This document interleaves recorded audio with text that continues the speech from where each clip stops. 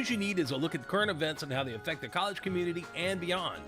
And now here's the host of News You Need, Dr. Ed Simpson.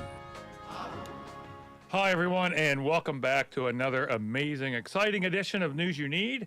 And this is where we have all sorts of shenanigans and hijinks involving the news. And why do we do that? Well, the reason we do that is because our society faces a variety of issues, important topics, things that our citizens need to decide. What direction should our society go? And the best way to do that, to know about those things and to engage with those things, is to consume the news, talk about the news, figure out what's going on, and figure out how you want to take part in your currently interesting democracy. So we have another amazing group of students with us here today. And if you would, and then we also have our amazing guest host, Dr. Hale, here with us. So if you would, we're going to go around and kind of introduce yourselves. If you would, give us your name, what major you are or what you teach, what student groups you're with, and maybe your hometown, something like that.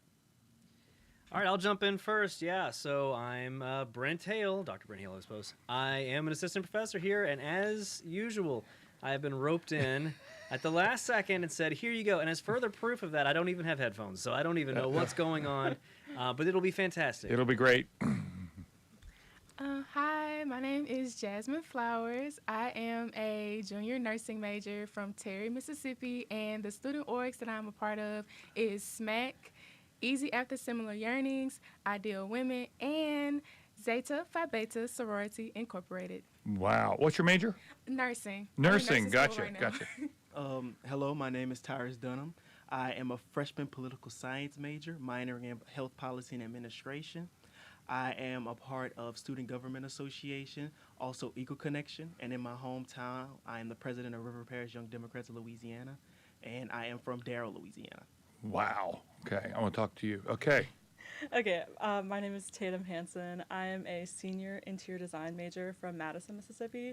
I am currently the chief of staff of Student Government Association, president of our American Society of Interior Designers chapter, and vice president of public relations for Black Eyed Susans. Wow.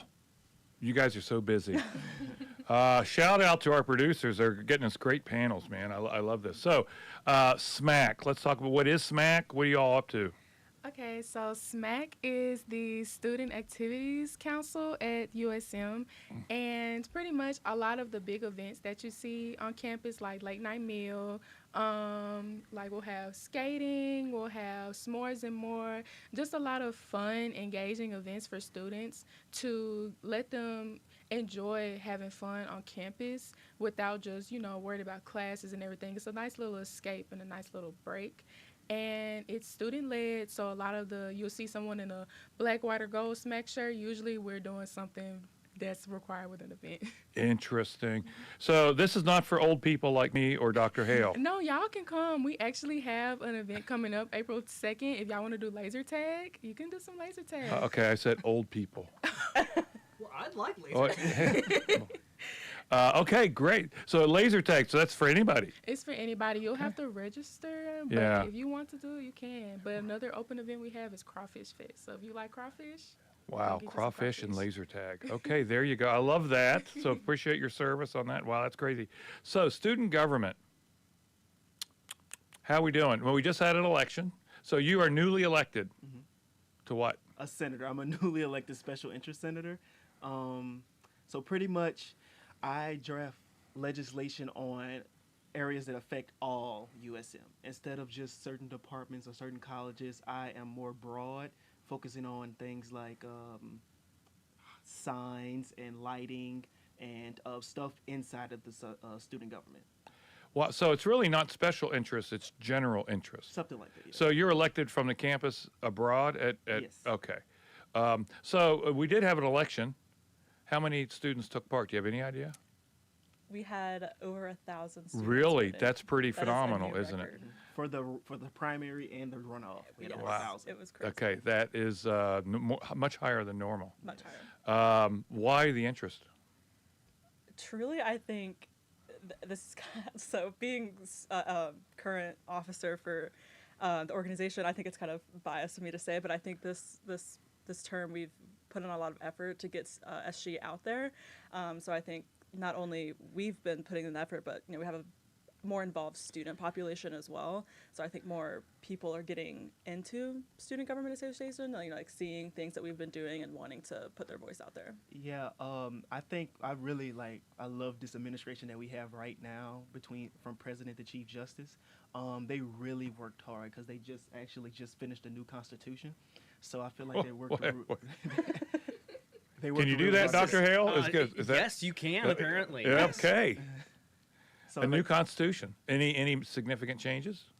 The whole thing. We had to pretty much start from scratch. Wow, okay, we need our student media. I hope they're listening. We need to get them on that. Sounds fascinating. What does student government do? You want me to answer? You can answer that. Like I said before, we really much pull out legislation that affects all areas of campus. I feel like everybody needs to know a little bit about how democracy works in every area, because let's think about it. You have student government from middle school to now, and dealing with that, it helps you understand, like, well, when I see this in a candidate, this is also something I want to see in candidates in the future. Yeah, not only like he works on legislation, my side of things is more events and initiatives. So, like homecoming, that's a big thing that I've worked on. But we've started a community service initiative that we're doing now. So it's getting students involved so you can get service out there, not only to the campus, but also the Hattiesburg community. Okay. Is SMAC a subset of student government? Do you guys work together? No, it is separate. We don't. You don't work together? Don't you want to? I mean, Sure, sure, why not? Yeah. Okay, well, that's just, and I love the fact that you're involved in politics back home as well, right? So in Louisiana? Yes. Democrat? Yep. And what do you do back there? So pretty much we nominate Democrats to endorse.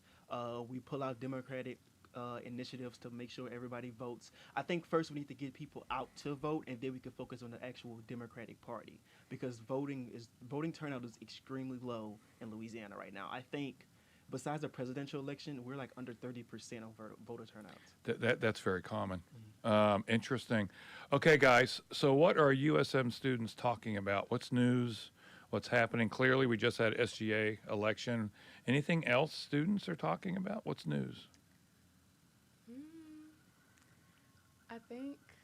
I think a lot of people are really just talking about like how their semester is going, because you hear a lot of students say that spring semester is always that semester.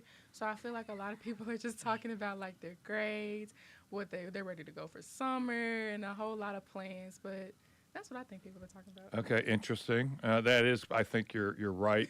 And this is also the time of the semester where folks start freaking out about grades, about jobs maybe if they're graduating, about all kinds of different things.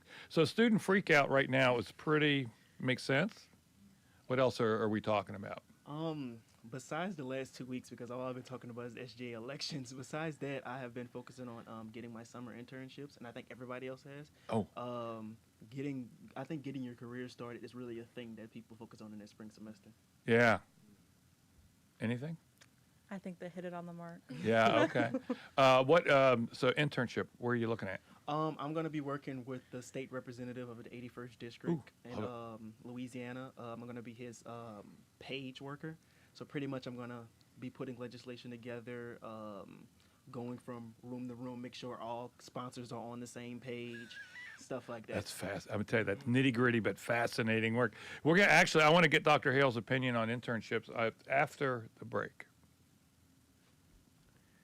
I'm Chris Jackamick. I served in the United States Air Force, and I deployed 3 times. So in 2017, I was serving as an Air Force First Sergeant. Our motto in that role is, my job is people, everyone is my business. But unfortunately in that year, I would lose my own brother, Lance Corporal Adam Jackamick, to suicide. The majority of veteran suicides are from guns. I store my weapons securely, not only for myself, but for my family. Store all your guns securely. Help stop suicide. My service never stops. Brought to you by End Family Fire and the Ad Council. What is dedication? My daughter is biological and my son is adopted. I love them both so much. From the morning when you wake up to putting them to bed at night and every moment in between. I think a parent's job is to protect our children, but also prepare them for the world so they become good, kind human beings. That's Dedication. Find out more at fatherhood.gov. Brought to you by the U.S. Department of Health and Human Services and the Ad Council. Okay, as usual, we have talked through the break. So, Dr. Hale, as you work with students, do you have any thoughts on internships? Do you have any advice? Yeah, I guess the best advice really is to first, I guess it depends on where the student is and their trajectory, but early on, it's be thinking about it, right? So we know, especially the way we talk to our students inside of this school, that it's you really don't want to graduate without having real experience that you can put on your resume, right? So like you've got to be thinking really early, what do I want to, first off, what do I want to do? That's question number one. That guides everything else. But then once I kind of figure that out, what's my path to get there, right? What are the things I need to do that will get me to that goal? And internships are almost certainly going to be a part of that. Like, what can I do where I get some hands-on experience that I can then list on the resume and say, I did this, I know these things, I know the ins and outs of how politics works or whatever, right? Like, I know these things. So looking really early. Later on, it's talking to the people that you've networked with, that you hopefully networked with by that point, because your network is where you find that internship most of the time, I would argue. Yeah, no question. So nursing, a little bit different, although there's a variety of opportunities to go work in the health field. Are you guys told that that's helpful to you? Yes, we actually do have nursing internships, and like we can shadow other nurses around hospitals. I know recently the College of Nursing, we just had a job fair, and I actually ended up talking to one of the local hospitals here, and I actually did get a job and an internship to do for this summer. Congrats. So I love that. it's very open in the healthcare field too, because you'll probably think internships are always just business related or like anything of that sort, but internships are open for everyone. And I know especially for nursing students, we can't just not have any experience before we go out into the field. So an internship or shadowing is very, very important. Have you given shots yet? No. I'm Okay. just the first semester. I have not done that yet. Yeah, the first semester. Okay, so you haven't seen the blood and guts and gore and all that. No. Yeah, there you go. All right, gotcha. Interior design, a little less butts and gore and all Absolutely. that. But internships there obviously as well, right? Yes, our program here at Southern, you're required to have an internship before you graduate, so they kind of help you set up your career. So this summer I internshiped with the U.S. Army Corps of Engineers, so that was really interesting. It was is like interesting. the government side of design, so that was completely new. Oh, yeah. So in this building, right? It's a historical building here at USM. And if I want, I cannot change the paint color. That's correct. Without getting state approval.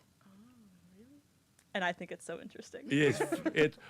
It may be interesting, but Not that any of us have had any experience with that sort of a thing. Yeah, it is really the case. Yeah, it's got to go all the way up the chain so that we can get permissions. It's interesting. it can take a year sometimes. So anyway, just really interesting, crazy. Okay, so love that. So any issues our students are interested in? What are they chatting about? I have a couple of headlines here I can throw at you, but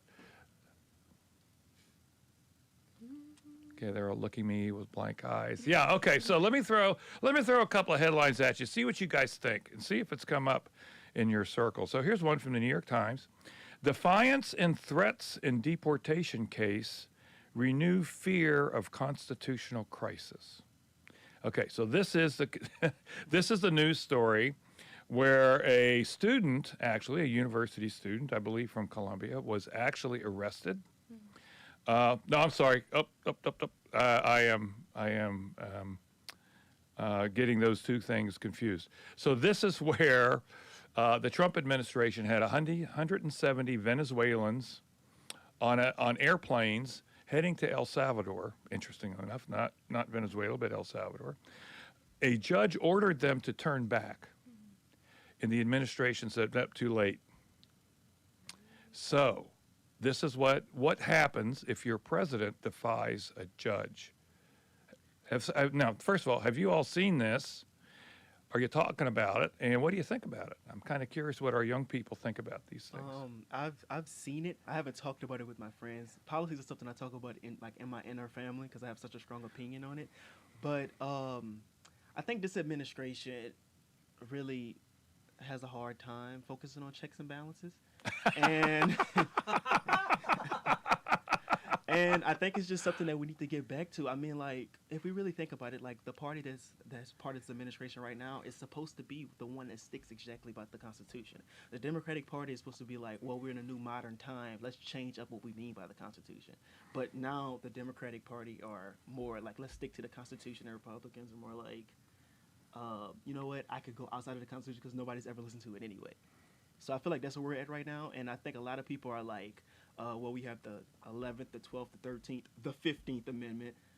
Forget about birthright citizenship. That does not matter at all, and I think we need to get back to realizing that, like, none of us are really, like, going further back. None of us are really from here. So, like, why do we have to leave land and we already stole? We're looking at each other here. And how to follow that one up. Yeah, it's this is when we find, or this is when we potentially find, that the courts have no authority to ensure that the president follows what they say. Right? There's just they don't have any way to actually make that happen. Right? And so the flight's very interesting. Right? So 2 of them maybe were in the air already. That's question mark. Third one was not. Clearly. But it took off and took them El Salvador. Anyway, it took them. And the argument was, well, we've already made sure. We actually just so happened to make sure that third plane did, in fact, have people who had criminal records. We know this, says the government. This says the executive branch. And what was interesting about that was that the judge said, okay, can you provide details, please? I need to be able to check this. And they said, pound sand, buddy. Yeah. Right, that was the reaction. Yeah. Interesting. What do we do now? Well, so here you go. So, and I am very curious what our students think about this and because it doesn't really get any more fundamental than this, that your government is based on the rule of law, which is the idea that everybody makes the law through, I'm going to be a professor here for a minute. How do we make laws in this country? Federal law. How do we make it? How do we get a new law? Well, first it has to go. Well, it depends. It depends on who writes the law. Sometimes it has to go through a committee. Get higher level than that. You're in the weeds. Give me the high level. Who makes the law? Who makes federal law in this country? The president. No. No. I mean, he signs the federal law. Right. You're okay. I before that. Oh, you made me go all the way up. You're right. It's all me. It's my fault. You're right. But I mean, that's what I'm saying. Like, well, the way we were taught it, it's like Congress is where it's supposed to be. Correct. It says it in the articles of the Constitution. Correct. It's the way it's supposed to go. It's more than just money that Congress should have to deal with. Correct. So this is the way it's supposed to work, right? This is the way we were all taught. This is the actual law of the land. This is what the Constitution says. 3 equal branches of government. Congress makes the law, president enforces the law, judges interpret the law. You don't have a law without Congress. And that is what is this idea of a constitutional crisis is if the executive branch, which has the might, the force, doesn't agree that the judges have equal say in what happens, what do you do? That's what we call a constitutional crisis. That's what the headline is about. What do you do if there is a constitutional crisis? Now, theoretically, the people can fix this by voting in a Congress that will actually act against the president. How do you remove a president who has broken the Constitution? Just tell me. I'm being professor here again. I'm gonna go ahead and just say, well, first, I feel like the big thing is everything's red right now. There's no there you go. Yeah. Nothing's gonna happen right now. So I think it's also anybody. First, if you're a representative or senator, you are at a point that you are just bowing down to whoever your president is, no matter if you're Democrat or Republican. So they don't see anything wrong with this right now. If we can just get to a point that we're like, okay, there's somewhat a problem. Maybe the 36 counts, maybe, but but I don't know. I just feel like we have a lot to fix, and it's coming down to us having a little time to do it. Yeah, it's interesting, right? So where I was heading is this idea of Congress can address this by impeaching the president. That's the check and balance, right? But in a Congress that is 100% Republican, not 100% Republican, controlled by the Republicans, the president's Republican. What do you do, right? So how are our students feeling about this whole situation?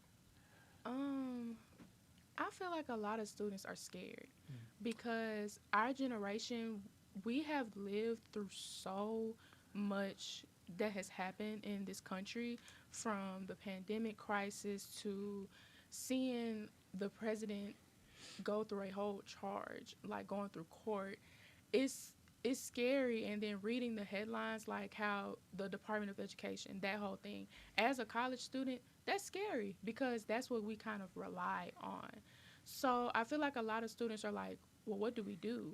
Like, where do we go from here? Like, we can vote, we can do this, we can do that, but what really can we do now? I feel like it's a very fear thing going on. That's really good insight. Yeah, I definitely want to reiterate what you said. Everybody's scared. Everybody doesn't really know how to feel about it, don't know how to move forward, I guess. It's the best way to put it. Wow, that kind of breaks my heart a little bit. Yeah, it's interesting. If we were to go back a couple of weeks ago when we had a conversation with some students, and they were saying that we had been in a phase of withdrawal. Like, I'm just pulling away. This was too much, and I'm just not going to be engaged right now. And so that happened for a window of time. And I think what I have been noticing among students is waking up and going, you know what? Okay, time to pay attention again. And then paying attention and going, wait a second. What is happening? Yeah, I kind of get the same vibes. Yeah. But now you're engaged. You're involved in politics. So do you feel dismayed? Do you feel fear? Or do you feel energized to go make a difference? I feel energized. I feel much more courage. I feel as like, okay, so we are at a point that I feel like we have the right leaders to make sure that we get to a point that we can succeed this. We could get past this. We have been through this before. This is not the first time that we've been in a situation that presidents or anybody have broken the rule of law. We can get past this. I think it's just we've never had a president that has been through so much like he has. Or been so brazen. Yeah. Right? I mean, and this is kind of his thing. He does everything out in the open, so people go, well, hey, you knew it. Number one, he told you he was going to do it. Then he did it, and now you're surprised? Yeah. Right? So it kind of lets him off the hook over and over and over and over again. And there doesn't seem to be that pushback. And that's another headline, is that there are a lot of Democrats that are saying, hey, Democrats, push back. You're being too quiet. Are we feeling that?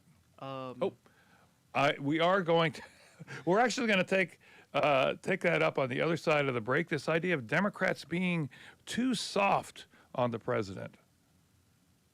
Look through your children's eyes to see the true magic of a forest. It's a storybook world for them. You look and see a tree. They see the wrinkled face of a wizard with arms outstretched to the sky.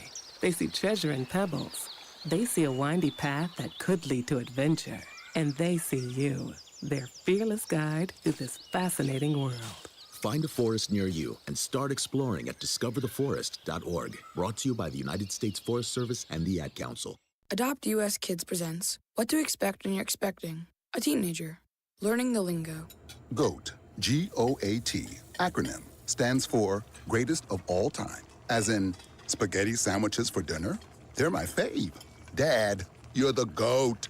You don't have to speak teen to be a perfect parent. Thousands of teens in foster care will love you just the same. Visit adoptuskids.org. Brought to you by the U.S. Department of Health and Human Services, Adopt U.S. Kids, and the Ad Council. And we are back. So that is another headline. Actually, I don't have a specific one because I erased it, but that's been in the news about at least three or four times, especially during the debate over whether to shut down the government, where Chuck Schumer actually sided. Chuck Schumer is the Senate Minority Leader, basically the head of the Democrats in the Senate. He actually sided with Republicans to pass a bill to keep the government open. A lot of Democrats upset over that. Are our students following this Republican Democrat thing, or is it more about, oh my gosh, I have no idea what's going on with the government, and therefore I have no idea what's going on with my future? I don't think many people know who Chuck Schumer is. I don't think many people knew there was about to be a government shutdown. We don't. A lot of people don't know it's a government shutdown until it's a government shutdown. By me being in the politics and following it, I mean, since I've been in politics, I've always lost respect for Chuck Schumer. I don't feel like he's hard enough. Never felt like he was hard enough. But if you look at the people that voted with Chuck Schumer, it's people that literally have to follow him anyway. All the other, if he would have said yes, they would have said yes. If he would have said no, they would have said no. Like Senator Gillibrand, the junior senator from New York, obviously. Dick Durbin, obviously. John Fetterman, another conversation. Yeah. But I feel like if students just start to know, like, if I pull a name out on senators, if I pull a name out on a representative, and most of the time it has to be well known, just know who I'm talking about and getting students informed on what policies they stand for. Because there's some representatives that just vote and don't create a piece of legislation. I know in student government you have to come up with one piece of legislation. So for you to sit in there and not do anything is ridiculous. Interesting. Mm-hmm. I definitely agree. I don't think students are paying attention. It's like what you said exactly. Like, you don't know it's a government shutdown until there's a government shutdown. Okay, so let me shotgun a few things here because we are going to run out of time. Do you care that the U.S. Department of Education is being dismantled? Absolutely. Yeah. So tell me why you care. Because it's our future. Education is our future. Education is the start of building up a person. You don't just you're born, and then next thing you know, I have to enroll my child in the preschool. Then I got to enroll my child in elementary school. You have to think about stuff like that because education is you learning. And once you learn to, what do I want to do in life? It's so important. It's so much more than just student loans and this, that, and the third. There's protections in place for education, public schools, poor students who can't afford to get certain things. It's so much more than that, and I feel like a lot of people really don't understand and see that, and it's disheartening because I know from my heart education is important and you need it. Any other thoughts? Yeah, I mean, we could talk again all day about that, but I did want to throw this headline in because I want to hear what our students have to think about this. This says, Mississippi Today, Mississippi legislature again fails to replace statues of white supremacists in U.S. Capitol. So this is a little bit strange. Every state gets 2 spots in the U.S. Capitol building for statues of state heroes.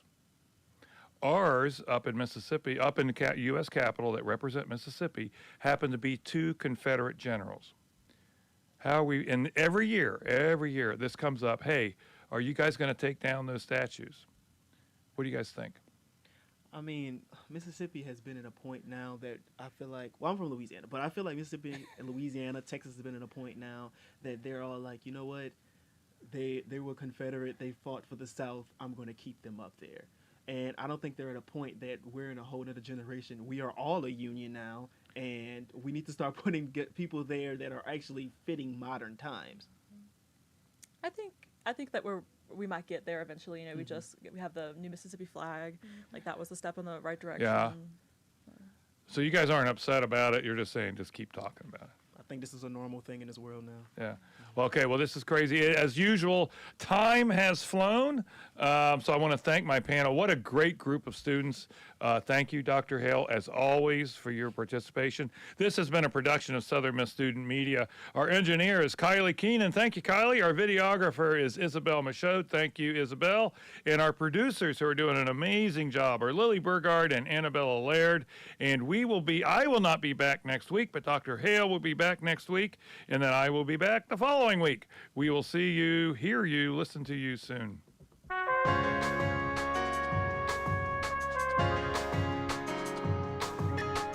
This has been News You Need with Dr. Ed Simpson. News You Need airs Friday afternoon at 12:30 on Southern Miss Radio.